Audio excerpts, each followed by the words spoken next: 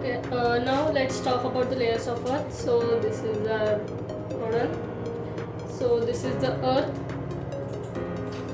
So after removing this earth, here there are the layers of the earth. So we have to assemble these layers here. So the first one will be the atmosphere. We have to just put it like this. Then the crust, which goes here. Upper mantle, lower mantle, outer core, and the inner core, which is at the center of the earth, and this is the hotness. And then this is the earth. You can just keep it like this, assemble it like this.